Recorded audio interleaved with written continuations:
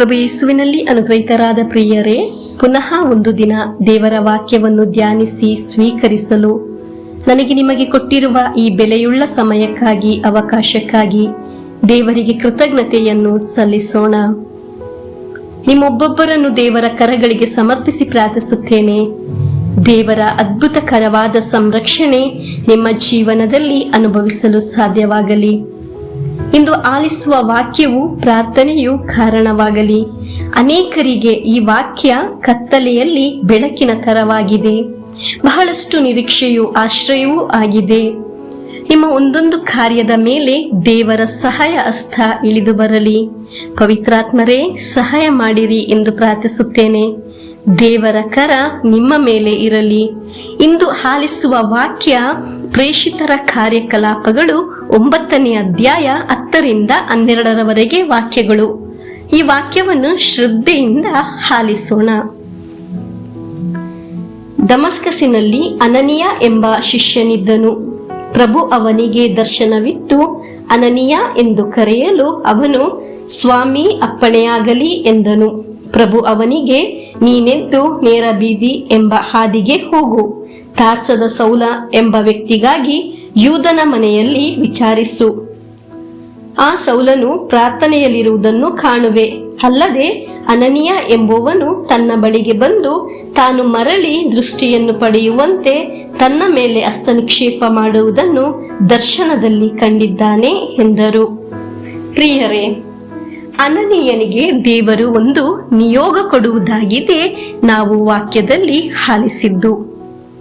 ನಾವು ಪ್ರತಿನಿತ್ಯ ದೇವರ ವಾಕ್ಯ ಆಲಿಸುವುದು ಒಂದು ನಿಯೋಗದಲ್ಲಿ ಆಗಿದೆ. ದೇವರಿಗೆ ನಮ್ಮ ಬಗ್ಗೆ ಒಂದು ಪದ್ಧತಿ ಇದೆ. ದೇವರ ವಾಕ್ಯ ಆಲಿಸುವ ಈ ದೈವಿಕ ಪ್ರಾರ್ಥನೆಗೆ ಒಂದು ನಿಯೋಗವಿದೆ. ಪ್ರಾರ್ಥಿಸುವವರನ್ನು ಆಗಿದೆ ದೇವರು ಸ್ಪರ್ಶಿಸುವುದು, ಬಿಡುಗಡೆ ಕೊಡುವುದು, ರಕ್ಷಿಸುವುದು. ಅವರ ಜೀವನದಲ್ಲಿ ಆಗಿದೆ ದೇವರು ದಾರಿಯನ್ನು ತೋರಿಸುವುದು.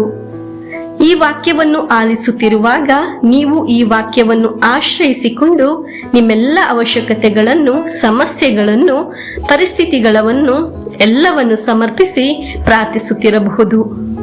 ಪ್ರಾರ್ಥಿಸುವ ನಿಮ್ಮ ಮೇಲೆ ಇಂದು ದೇವರ ಅದ್ಭುತ ಕಾರ್ಯಗಳು, ಸೂಚಕ ಕಾರ್ಯಗಳು ಕಾಣಲು ಸಾಧ್ಯವಾಗುತ್ತದೆ. ಹಲ್ಲೆಲೂಯಾ. ಪ್ರಿಯರೇ, ವಾಕ್ಯವನ್ನು ಹೇಳುವವರು ಆಲಿಸುವವರಲ್ಲೂ ದೇವರ ಅದ್ಭುತ ಕಾರ್ಯಗಳು ನಡೆಯುತ್ತದೆ. ವಾಕ್ಯದಲ್ಲಿ ಆಲಿಸಿದ ಹಾಗೆ ಅನನೀಯನಿಗೂ ಸೌಲನಿಗೂ ದರ್ಶನ ಉಂಟಾಯಿತು. ದೇವರ ವಾಕ್ಯ ಆಲಿಸುವಾಗ ದೇವರ ಅನುಗ್ರಹವು, ಕೃಪೆಯು ನಿಮ್ಮ ಮೇಲೆ ಇಳಿದು ಬರುತ್ತದೆ. ದೇವರು ಕಳಿಸಿದ ಒಂದು ಕೃಪೆಯು, ಬಿಡುಗಡೆಯು ನಿನ್ನ ಮೇಲೆ ಇಳಿದು ಬರುತ್ತದೆ. ಪ್ರಿಯರೇ, ಕೆಲವು ಕಾರ್ಯಗಳಲ್ಲಿ ಜೀವನದಲ್ಲಿ ಹೊಸ ಪ್ರಾರಂಭ ಉಂಟಾಗುತ್ತದೆ.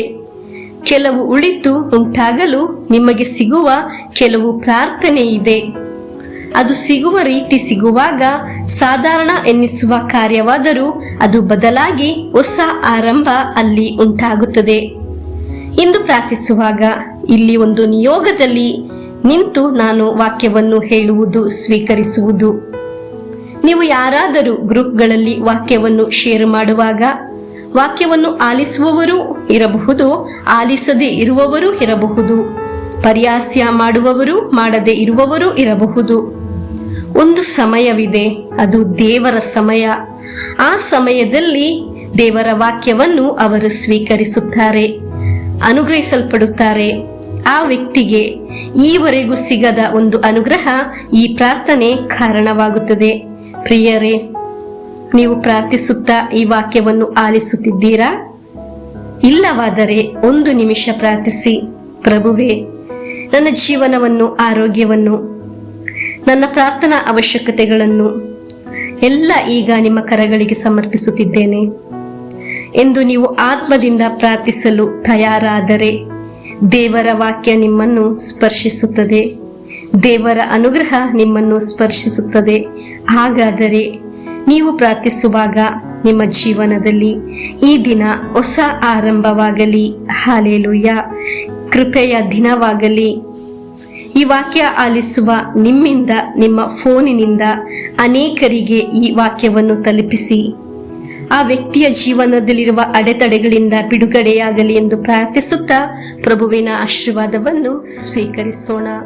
ಆಮೆನ್. ನಮ್ಮ ಪ್ರಭು ಯೇಸುಕ್ರಿಸ್ತರ ವರಪ್ರಸಾದವು, ದೇವರ ಪ್ರೀತಿಯು, ಪವಿತ್ರಾತ್ಮರ ಅನ್ಯೋನ್ಯತೆಯು ನಮ್ಮೊಡನೆ ಇರಲಿ. ರೋಗಗಳಿಂದ, ಅಪಘಾತದಿಂದ, ದುರ್ಮರಣದಿಂದ, ಅಗಾಲಿದ ಮರಣದಿಂದ, ಅಸೂಯೆಯಿಂದ, ಮೋಸೆ ವಂದನೆಯಿಂದೆല്ലാം ದೇವರು ನಮ್ಮನ್ನು ಸಂರಕ್ಷಿಸಲಿ. ಹಾಲೆಲೂಯ. ಆಮೇನ್.